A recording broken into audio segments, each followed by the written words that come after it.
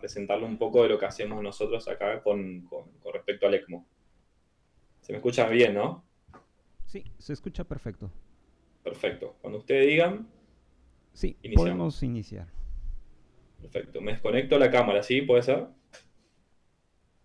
Tiene que estar con la cámara prendida, licenciado. Ok, ok. Ujú. Bien. Buenas tardes a todos. De vuelta vamos a ver cómo ingresamos a un paciente en ECMO. Ya habrán visto qué es el ECMO, habrán visto de qué se trata, qué tipos de ECMO hay. Ahora vamos a ver cómo metemos, cómo iniciamos una asistencia a ECMO. Básicamente, vamos a participar nosotros en la canulación. Básicamente, la canulación es introducir las cánulas, ¿sí?, para esta asistencia en este momento de riesgo potencial al paciente. Generalmente, la, la, la mayor parte de las veces, se utiliza el ECMO en casos de riesgo de vida, ¿sí?, donde necesitamos poner la asistencia de manera inmediata. Entonces, es todo un estrés, necesita mucha gente, mucho equipamiento y bastante lugar. La técnica de colocación es, la gran mayoría de las veces se utiliza una técnica percutánea, llamada técnica de Sendiger, que es la misma que se utiliza para colocar una vía venosa central, ¿sí? Las recomendaciones utilizadas en las guías, se utiliza la técnica de Sendiger ecoguiada, ¿sí? Y el rol del enfermero es crucial, ¿sí? El enfermero tiene que estar, ¿no?, tiene que estar en el momento de la canulación, ¿sí? Después vamos a explicar qué debería hacer ahí. ¿Qué personal está involucrado? Primero, un cirujano cardiovascular. Acá en Argentina, la gran mayoría de las instituciones cuenta con un cirujano cardiovascular, que es quien realiza la canulación. Ya en otros países puede hacerle un intensivista, puede hacerle un anestesista, puede hacerle otros profesionales, ¿sí? Un médico intensivista, un médico que trate, o el cardiólogo intensivista que esté en ese momento con el paciente. Perfusionistas son los que manejan la máquina en otras instituciones, y dependiendo del modelo que maneja la institución, puede ser enfermería. Instrumentadoras, quien van a ayudar, ¿sí?, al cirujano en la colocación. Y por supuesto, enfermería debería estar al pie de la cama, ¿sí? Antes de la canulación, generalmente, por ejemplo, en un paciente con ECMO veno-venoso, vamos a tener un paciente así, en prono, con un distrés severo, que requiere inmediatamente su colocación, ¿sí?, desaturando, a veces hipotenso, con muchas drogas, con mucha FiO2, en lo cual debemos actuar, debemos tener maniobras previas antes de la colocación. Por ejemplo, tener los sitios libres, ¿sí?, donde se va a canular. Si la canulación va a ser en yugular derecha y tenemos un catéter en yugular derecha, debieran cambiarlo previamente antes de esa canulación, y deberían hacerlo inclusive los médicos intensivistas que estén con este paciente antes de la canulación, ¿sí? Eh, Hay que hacer las higienes que sean necesarias, ¿sí?, siempre y cuando no se descompense el paciente. Se debería hacer antes de que iniciemos la canulación. Si el paciente requiere una higiene rápida de sus partes íntimas, lo hacemos con mucho cuidado antes. Tener un acceso venoso central permeable con los siguientes lúmenes. Un lumen exclusivo para nalgosedación. La sedación propofol, midazolam, fentanilo, midazolam, los bloqueantes neuromusculares que utilicen en la institución deberían pasar solos, ¿sí? Un lumen preparado para los vasopresores, si ya no los tiene, deberían exclusivo para vasopresores, noradrenalina, epinefrina, algún otro vasopresor que utilice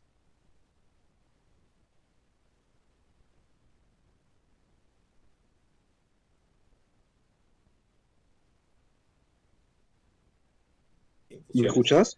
¿Sí? Ah, no, no, se te había silenciado, pero ahora ya se te Ok, escucha mejor. Ya perfecto. está. Y una vía venosa periférica, las guías en cuanto a la colocación nos explica y nos dice que podamos tener una vía venosa periférica de gran calibre para pasar grandes volúmenes de líquido, ¿sí? Y también la podemos utilizar para hacer la heparina. La heparina es crucial como anticoagulante antes de la canulación, ¿sí? Al momento de que nos van a pedir tenemos que tener la heparina preparada, ¿sí? Con las unidades que el médico cirujano o los intensivistas nos lo soliciten, ¿sí? El respirador, el ventilador.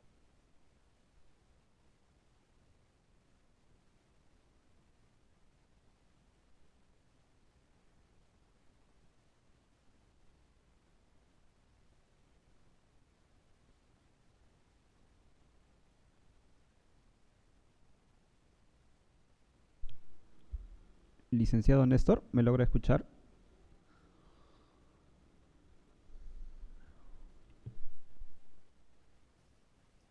Bien, Sí, seguimos, ¿no? sí, podemos La continuar, licenciado. se puede hacer en cualquier lugar, en un quirófano, ¿sí? Y Su, de forma bedside, en su un lugar. pantalla, su pantalla, por favor, licenciado, para que lo pueda compartir. Perdón. ¿Se ve perfecto ahora? Sí, ahora sí se logra Sí, visualizar. perfecto. Ok, la canulación se puede hacer en cualquier lugar. Se puede hacer en el quirófano, se puede hacer al lado de la cama, en la cama de la unidad del paciente, como en esta primera foto. Siempre, obviamente, tratamos que la unidad sea grande, preferentemente grande. Si tenemos una unidad chica, como la foto de la derecha, ven que es una unidad con cortinas, deberíamos sacar esos pacientes que están porque requieren mucho recurso humano y recurso material. Las mesas, el equipo del ECMO ocupa mucho lugar. La canulación se puede hacer en cualquier lugar, inclusive otros países, en un contexto, en otro contexto, en contexto de paro, lo suelen hacer en lugares, por ejemplo esto, en el subte o en un museo, ¿sí? Con esto quiero decir que la canulación se puede hacer en cualquier sitio. ¿Qué intervenciones tenemos que hacer durante la canulación?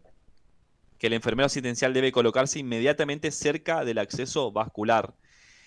El enfermero es quien conoce qué drogas le estamos infundiendo, por dónde están infundiendo, qué llave de 3 vías y qué accesos, qué conexiones tenemos. Por lo tanto, debe ser el protagonista durante la canulación. ¿Sí? Permanecer al lado, obviamente no tocando porque es un contexto estéril, debe estar preparado con barbijos, con cofias, con tapabocas para cuidar la esterilidad del lugar. ¿Sí? Tener todos los lúmenes preparados, toda la medicación preparada, ¿sí? Inclusive las infusiones, tener las que te vamos a tener como backup, ¿sí? La heparina debemos realizarla, ¿sí? Por vía venosa central o también las podemos hacer por vía periférica, permeable, y debemos cronometrar 3 minutos, que es lo que tarda la heparina en hacer el efecto, y más o menos la dosis son 100 unidades internacionales kilogramos, siempre por indicación médica, ¿sí? Disponer de conexión de oxígeno, las conexiones de oxígeno deben estar probadas con anterioridad, el monitor, el monitor multiparamétrico siempre estar conectado y que los electrodos, el saturómetro no esté enredado encima del paciente. Y si la canulación es compleja y toma más tiempo de lo común, se debe considerar otra dosis de heparina, ¿sí? Siempre a criterio del cirujano, ¿sí? Recuerde siempre avisar claramente el momento donde se hace el bolo, ¿sí? A voz viva, decir bolo realizado y medir, cronometrar 3 minutos, que una vez los 3 minutos, el cirujano lo que va a hacer es pasar esa cánula. ¿Cómo se va a distribuir el personal? Siempre dependiendo de dónde se realice la canulación. Es un ejemplo donde si lo hacemos bedside, el cirujano cerca de los sitios de canulación, porque puede ser el sitio de canulación yugular y femoral, su instrumentadora o algún ayudante de él, el enfermero siempre cerca de los accesos vasculares, el perfusionista o enfermero o personal encargado de la asistencia del ECMO, un cardiólogo o un intensivista haciendo otras indicaciones, y siempre tenemos que contar con alguien, un runner, con alguien afuera, que nos alcance las cosas que necesitemos con suma urgencia, ¿sí? La canulación siempre puede traer, algunas veces puede traer complicaciones como esta, como una cánula ingresando y doblándose dentro de otro vaso, ¿sí? Este es un caso publicado, así que las eh, canulaciones tienen a veces complicaciones. ¿Qué complicaciones inmediatas podemos ver? Una de ellas es la recirculación, ¿sí? Lo vamos a ver más adelante, que básicamente es que toda esa sangre oxigenada que debería entrar al circuito sistémico no está ingresando y está saliendo nuevamente por el sistema de ECMO. El shock, ¿sí? Puede ser que extraiga mucha sangre y el paciente no esté compensado, no tenga suficiente volemia, entonces eso puede hacer que el paciente se hipotense. Y la hipoxemia, puede ser que la asistencia que le estamos dando, las cánulas u otras complicaciones no estén oxigenando bien al paciente. Estas son en ECMO veno-venoso, son una de las cuantas complicaciones que podemos tener, ¿sí? Vamos a ver más adelante de qué se trata la recirculación, que es más que nada fácil de verla según viendo las características del color de las cánulas, ¿sí?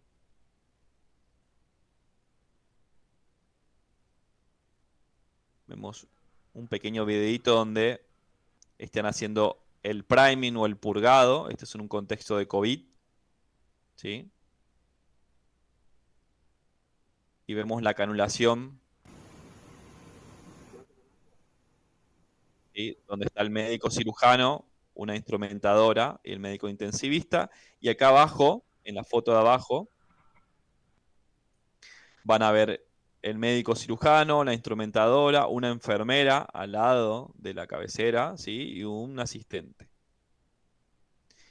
El ECMO veno arterial, ¿sí? Ya lo habrán visto también, tiene formas de su configuración, que puede ser a nivel periférico o a nivel central.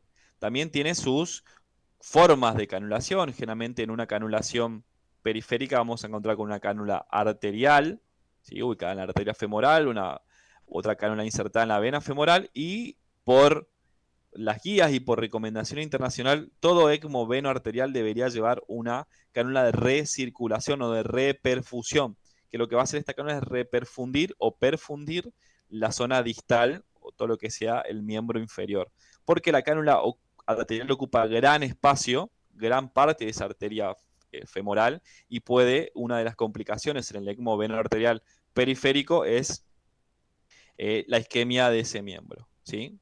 Fíjense, aquí tenemos algunas fotitos de cómo se puede isquemiar el miembro, inclusive puede evolucionar a un síndrome compartimental y a otras complicaciones, ¿sí? Paso un videito, en este caso,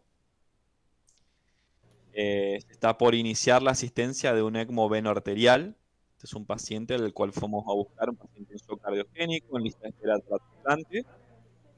Ahí el percusionista está pasando el equipo, las cánulas, perdón, ya está canulado y ahora está pasando el circuito con el ECMO preparado. Este paciente estaba con asistencia de balón de contrapulsación.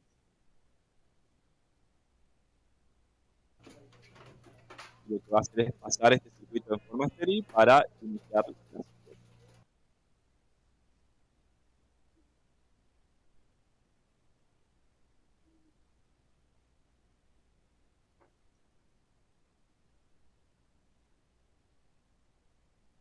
Disculpen que tarde en cargar este videito.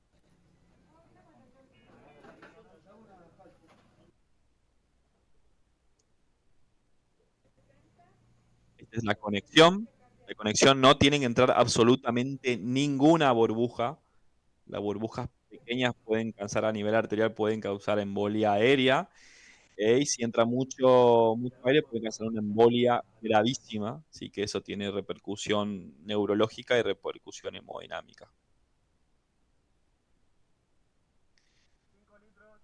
Acá vemos un paciente con un ECMO veno-venoso, canulado vena femoral, va hacia el ECMO y oxigenada esa sangre vuelve por la vena yugular, ¿sí? A este paciente. Ahí ya inició la asistencia. Este era un paciente COVID que fuimos a buscarla a otra institución.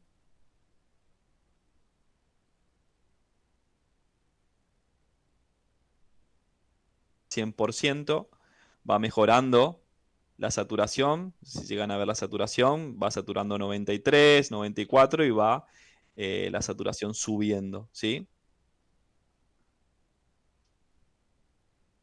Y es el enfermero quien está realizando estas maniobras de control. ¿sí? ¿Cómo seteamos inicialmente el ECMO? Generalmente un ECMO veno-arterial es de medio a 1 litro de oxígeno, ¿sí? Siempre el ECMO veno-arterial tiene que tener por lo menos 1 litro de oxígeno, ¿sí? Por el gasto cardíaco. En cambio, un ECMO venoso debe tener más oxígeno, porque recuerda, un ECMO venoso lo ponemos en un contexto de distrés, debe tener de 1 a 2 litros de oxígeno por cada litro de volumen minuto. Al entrar de ECMO se deben...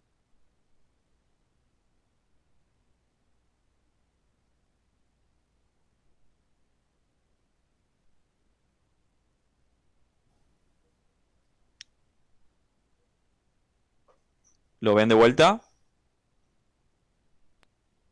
Ahí sí, ahora se está Sí, viendo. Sí, sí, se te ve, se escucha bien. perfecto. En ese momento deben bajarse algunos valores del respirador, como por ejemplo la FiO2, porque ya está oxigenándose a través de la asistencia del paciente, y generalmente el paciente se hipertensa en este momento, así que baja las drogas inotrópicas. Como esta asistencia, esto es importante que lo tengan en cuenta, sacamos sangre, gran cantidad de sangre, 5 litros aproximadamente sacamos del paciente, lo oxigenamos y lo mandamos, ¿sí? Una máquina externa, y si en la temperatura ambiente es baja, imagínense que en una terapia intensiva o en un quirófano, la temperatura es baja, alrededor de los 25 grados, la sangre puede tomar esa temperatura y el paciente puede entrar en hipotermia. Así que es crucial que todo el ECMO tenga un intercambiador de calor a 36 o 37 grados. Vamos a controlar los pulsos distales, ¿sí? El color de las cánulas, más que nada en el ECMO venoarterial, que hay que controlar sí o sí los pulsos distales del pulso pedio. Vamos a comprobar la fijación, que lo vamos a ver más adelante. Revisamos todas las conexiones, las llaves 3 vías, las acodaduras, detectar la presencia de coágulos en ese momento o burbujas que pueden estar. Vemos las presiones que presenta el ECMO, en cuántas revoluciones por minuto entramos, identificamos la fuente de oxígeno más cercana por si llega a fallar, ¿sí? Por si llega a fallar esa medicación que tenemos, ¿sí? Que tenemos el oxígeno que tenemos administrado, tenemos un backup. Generalmente tenemos una fuente de oxígeno.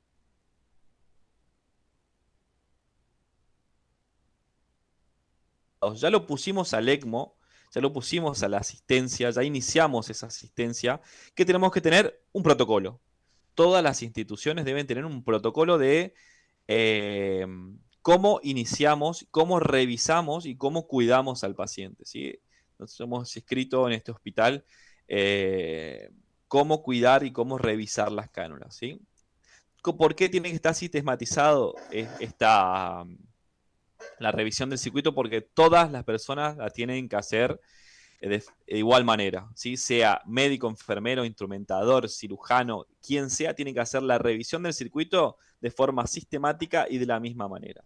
¿Cómo vamos a hacer esa revisión del circuito? A través de la transiluminación, o sea, usando una linterna.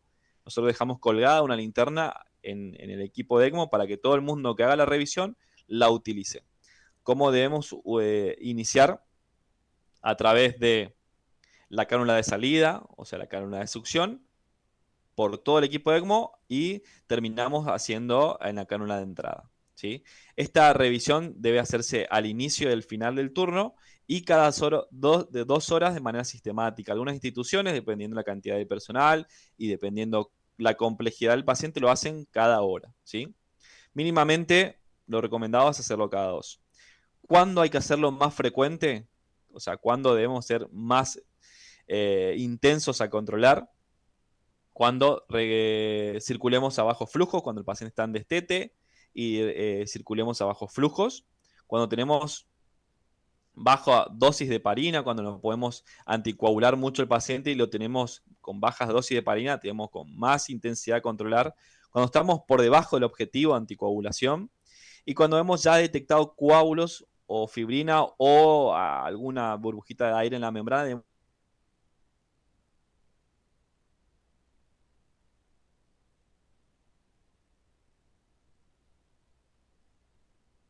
bomba centrífuga. el oxigenador, la consola y todo lo que nos dice la consola, las líneas de retorno, ¿sí? Y todos los accesorios como el intercambiador de calor y el blender, ¿sí? Vamos a iniciar desde que sale, desde el paciente por toda la línea de succión, la bomba, la membrana y la línea de retorno, ¿sí? De esa manera con la linterna.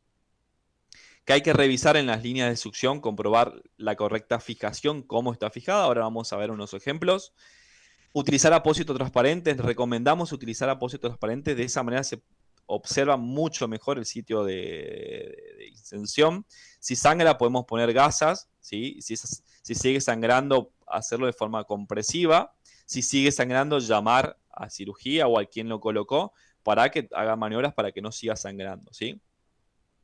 Si es yugular la cánula, podemos tener otra segunda fijación con una vincha o con una venda. Verificar la correcta colocación y fijarnos en qué centímetros están colocadas esas cánulas. Es parecido a los tubos endotraqueal. Deberemos saber y registrar a cuántos centímetros está colocada en esas cánulas. Buscar fibrina, coágulos o restos por ejemplo, aire con ayuda de la linterna. En esas líneas de drenaje, verificar que no haya pinzamientos, o sea, que no se doblen esas cánulas, esas líneas. Comprobar que la línea no queda en una posición forzada, porque en cuanto se mueva puede desconectarse. Revisar y asegurar todas las conexiones siempre y buscando también fibrinas y coágulos.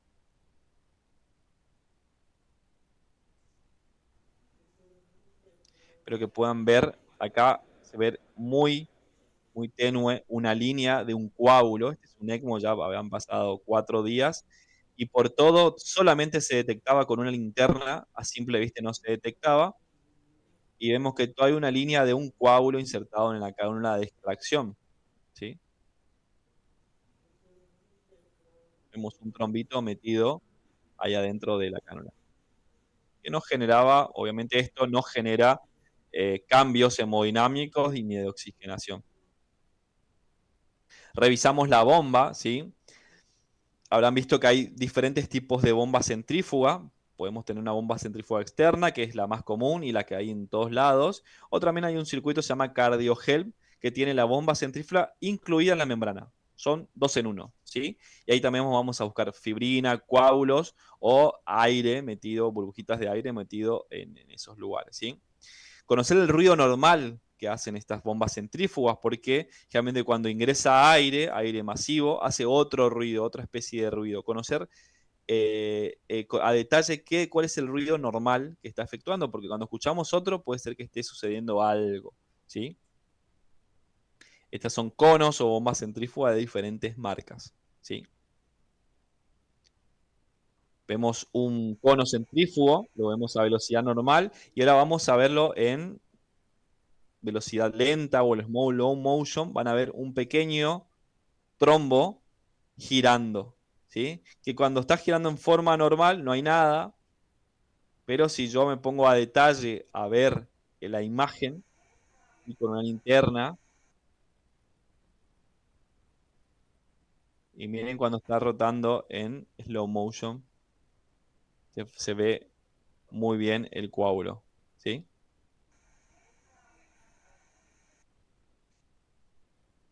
Bien. En el oxigenador que vamos a buscar fibrina, coágulos, también gotitas de aire.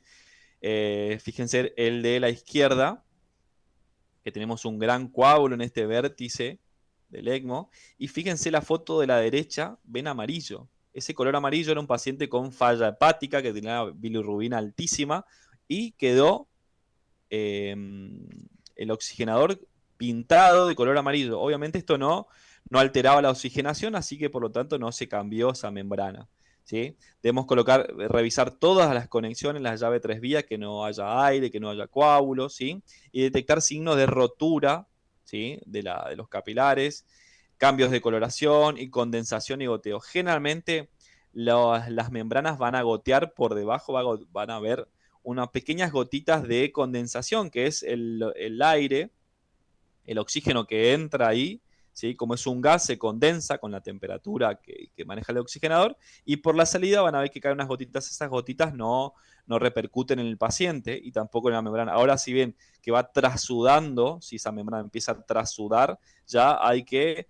avisar, ¿sí? Porque esa trasudación puede indicar una ruptura o una falla de la membrana. Llegan a ver en esta membrana unas gotitas de aire, ¿sí? Que como se encuentra ahí arriba, ¿sí? El aire por cuestiones de física tiende a subir, por lo tanto no genera cambios hemodinámicos y ni de oxigenación. Este aire después, a través de una maniobra que lo hace gente experta, por ejemplo sacándole por la parte de arriba, puede llegar a salir, ¿sí? Obviamente si ese aire pasa al circuito arterial, ¿sí? Puede sí ya causar algún estrago en este paciente, ¿sí?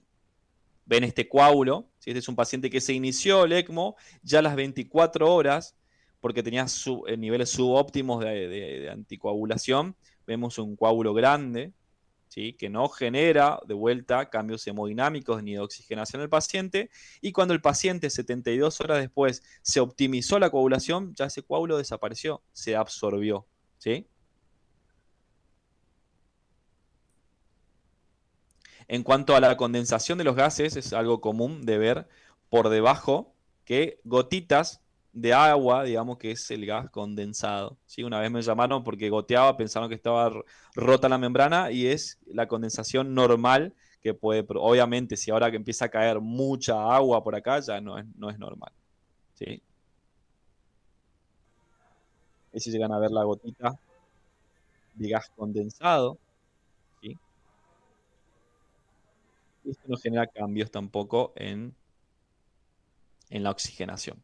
Al revisar la consola es crucial la conexión eléctrica. Es más, nosotros cuando enchufamos dejamos un cartel grande, ¿sí? ¿Dónde está enchufado el ECMO? Porque nadie tiene que venir para cambiar una bomba de infusión, un respirador o lo que sea, ¿sí? A desconectar el ECMO, ¿sí? Hay que siempre saber cómo hacer las pruebas de batería. Acá lo que hicimos es desconectar por un segundo el ECMO, la máquina de ECMO, y nos dimos cuenta que una batería estaba fallando. De las dos baterías que tenía el equipo, solamente una estaba funcionando y que le daba solamente 2 horas de autonomía. Imagínense, tenemos que hacer un traslado a tomografía, estamos con contrarreloj, ¿sí? Por solamente las 2 horas de batería, ¿sí? Hay máquinas, por ejemplo, consolas como el CardioHelp, son muy buenas y nos trae muchísima información en pantalla. Por ejemplo, vemos las revoluciones por minuto, vemos el flujo, acá nos dice 4 litros, vemos qué temperatura trae, nos puede indicar cosas como, por ejemplo, valores como el hematocrito, hemoglobina y saturación venosa, ¿sí? Esta es la saturación con la cual trae la sangre, y nos marca otras cosas importantes también, por ejemplo, las presiones. Yo creo que las presiones ya las habrán visto, las vuelvo a repetir porque son importantísimas. Cada enfermero que maneje un ECMO tiene que conocer las presiones y sus variaciones. P1, la presión venosa, ¿sí? Que es la negativa, la única negativa que tenemos que tener. P2, o la presión premembrana o postcono, ¿sí? P3, que es la presión arterial, la presión de retorno, que también es positiva. Y el delta de presión, ¿sí? La diferencia entre P2 y P3, ¿sí? Deberemos conocer, los enfermeros deberíamos conocer, ¿sí? ¿Qué alteraciones, qué está pasando si se produce una alteración en esas presiones? Dejo un ejemplo muy frecuente, que cuando aumenta la presión 1, la P1, cuando aumenta la presión negativa, si tenemos, por ejemplo, -30 al iniciar y ahora tenemos -100, algo está sucediendo, y cuando las otras presiones están bajas o normales, puede indicarme que hay hipovolemia, puede indicarme que hay una resistencia a la aspiración. Entonces el equipo está haciendo mucha más fuerza, ¿sí? Para succionar la sangre, porque puede haber, se ha acodado la cánula de succión, puede haber hipovolemia, puede haber un taponamiento, puede haber motores, puede suceder muchas cosas. Pero es crucial que el enfermero esté manejando las alteraciones de las presiones. Ahora las vamos a ver. Vamos a ver con P1, ya dijimos que es la presión precono, prebomba, la presión de succión. La óptima es -30, la máxima que podemos tolerar, dependiendo del equipo, es -100. Da una idea de la volemia y del grado de succión que está haciendo la máquina. Depende de las revoluciones, ¿sí? Más revoluciones le doy al equipo, más fuerza va a ser para succionar, ¿sí? Por lo tanto, puede elevarse esa presión negativa. Se eleva en situaciones, por ejemplo, de hipovolemia, cuando la cánula de drenaje está acodada. Si lo sentamos al paciente y se dobla la cánula de succión, puede aumentar esa presión negativa. Cuando está haciendo pared la cánula de succión, la cánula que está dentro de la vena cava, cuando hace pared, aumenta, ¿sí? Cuando hay taponamiento o neumotórax. Y disminuye cuando hay un aumento de la velocidad de la bomba, ¿sí? P2 es la presión, en el CardioHelp lo podemos medir como presión interna, pero es la presión premembrana y es la presión más alta que vamos a tener en el circuito. ¿Por qué? Porque sale inmediatamente después del cono de la bomba centrífuga, sale inmediatamente antes de llegar a la membrana, es la presión más alta que vamos a tener. La óptima es de 250 de presión y deberíamos poner una alarma en nuestro equipo de 300 para arriba, ¿sí? Es la presión entre la bomba y el oxigenador, ya lo dijimos, y depende de las revoluciones, ¿sí?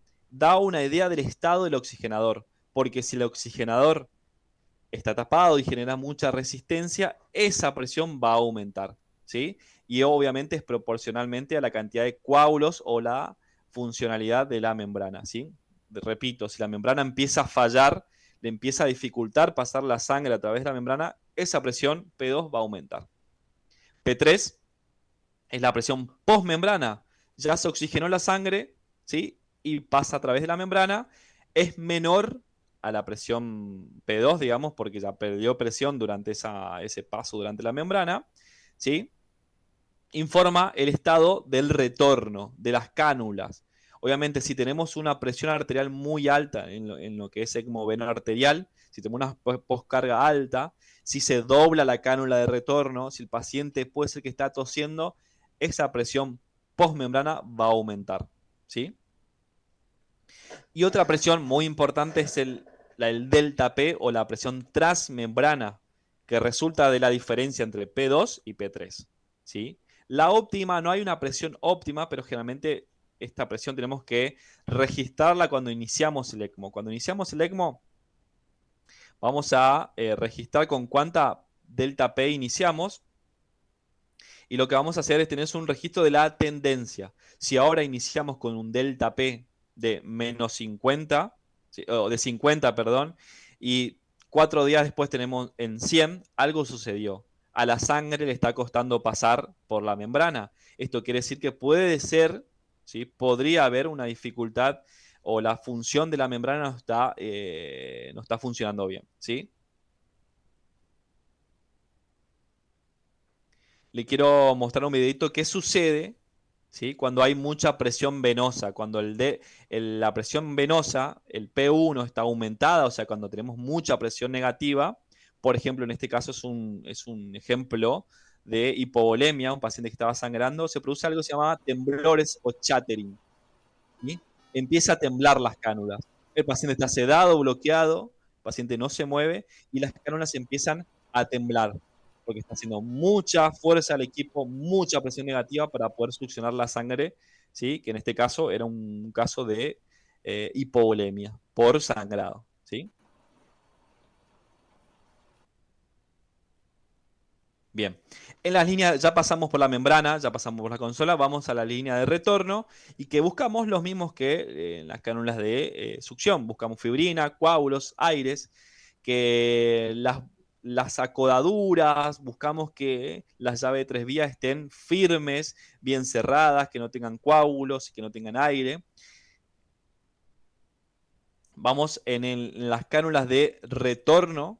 Si el paciente vamos a encontrar algo que se llama sensor de flujo, por ejemplo en el aparato CardioHelp, que ese debería ser siempre direccionado al paciente. Buscamos que no haya burbujas de vuelta, coágulos, comprobar que estén bien posicionadas y no estén forzadas, ¿sí? Que no estén rígidas estas cánulas y que estén bien fijadas. Algunos lo suelen fijar a las camas, pero flojo, digamos, no que sea muy rígido, porque si llegamos a mover el paciente y eso está fijado a la cama o moviendo la cama, puede ser que esa línea se desconecte. El sensor de flujo, en este caso del CardioHelp, ¿sí? Si se desconecta, obviamente podemos perder el flujo. ¿sí? Miren en el caso, en el gran ejemplo de cómo deberían estar fijadas las cánulas. Esta es una cánula de retorno, una cánula yugular de un ECMO venoso. Fíjense cómo está colgando. Esto es muy riesgoso para el paciente porque algún familiar, algún enfermero que venga, sin querer, obviamente, tome esa cánula, se mueva la cama, algo pasa y esa cánula puede salir y puede producirse un sangrado extremo. Entonces esto debería estar fijado. ¿Cómo fijamos? Lo fijamos de esta manera. Lo fijamos con un apósito para cuidar la piel y que la cánula no haga presión, porque tenemos una cánula que puede hacer decúbito, puede lesionar. Entonces pusimos un apósito que se llama Duoder y encima un apósito transparente. ¿Sí? De esa manera fijamos la cánula. Nosotros fijamos con apósitos transparentes que puedan tener o no, dependiendo de la marca, con clorexidina o no. Lo importante es que se vea el sitio de inserción para ver signos obviamente de sangrado, de flogosis, de infección. ¿Sí? Es importantísimo ver el sitio de inserción. ¿Sí? Y nosotros cuidamos con otros apósitos, ¿sí? Ponemos unos apósitos debajo de las cánulas para que no haga y no lesione, no genere decúbito.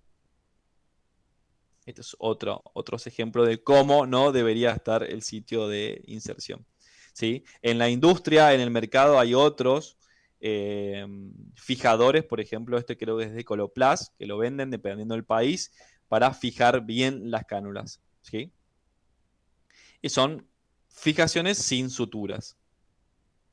¿Por qué hay que fijar bien la cánula? Por ejemplo, una cánula de diálisis, a través de esa cánula pueden ir 400 mililitros por minuto, ¿sí? En una cánula de triple lumen puede ir de 60 a 180 mililitros minuto, pero por una cánula de ECMO pasan 5 litros por minuto. Eso quiere decir que si hay una desconexión en ese lugar, el paciente puede perder la sangre, puede perder toda su volemia en un minuto. Por eso es importantísimo que fijemos correctamente las cánulas.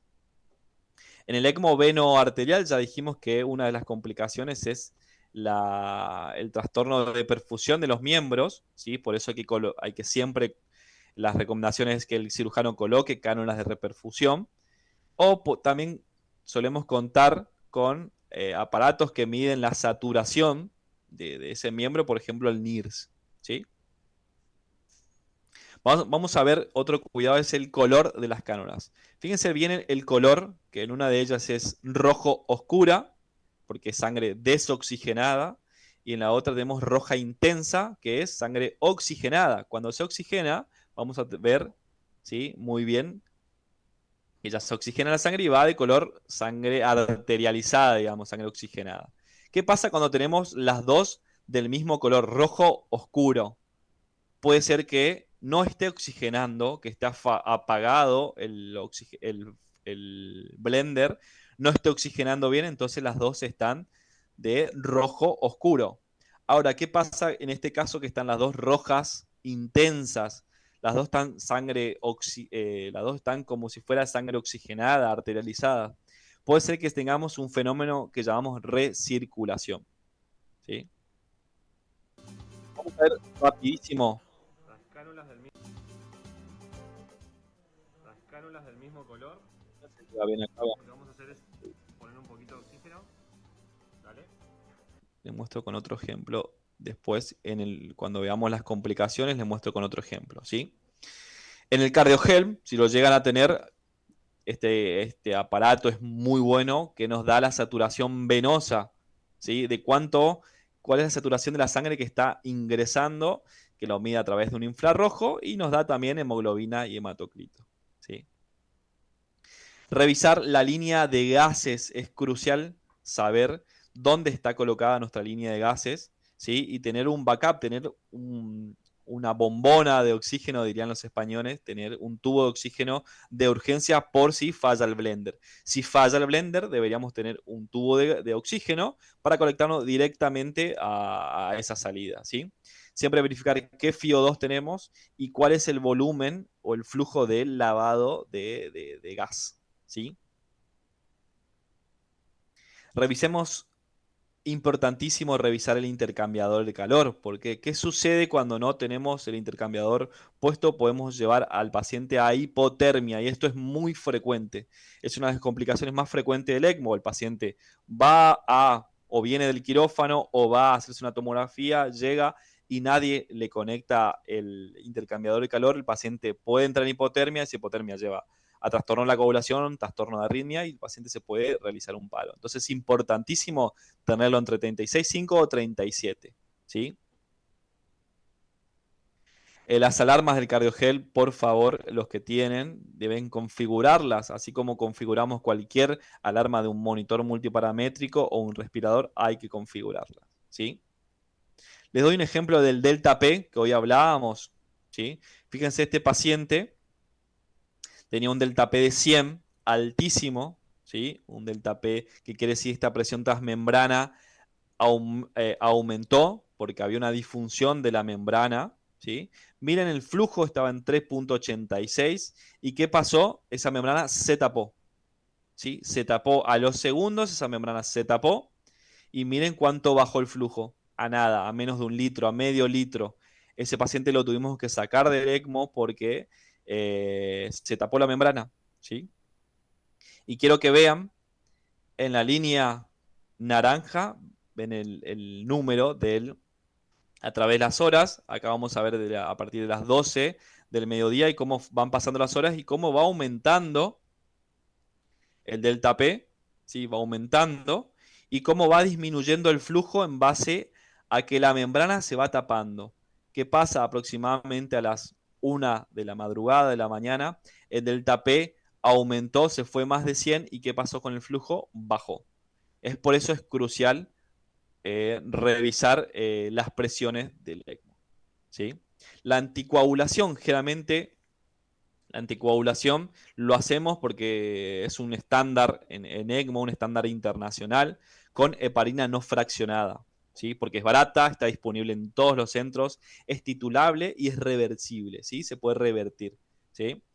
Entonces, lo que más usamos en todos los centros es heparina, ¿sí? ¿Cómo monitorizamos? Dependiendo del centro, generalmente la gran mayoría lo utiliza con APTT o KPTT o tiemblo de tromboblastina, como quieran llamarlo.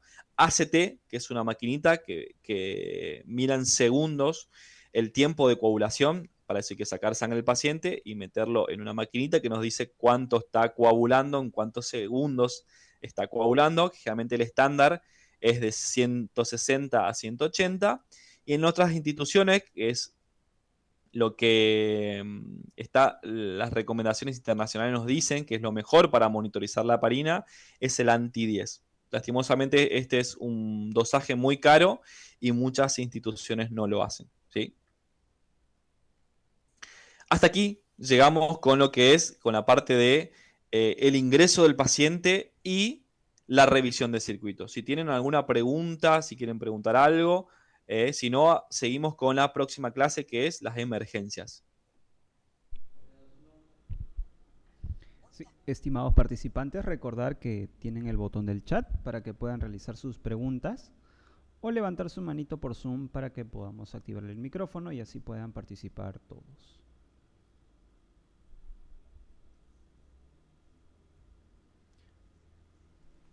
Si no tienen una pregunta, seguimos.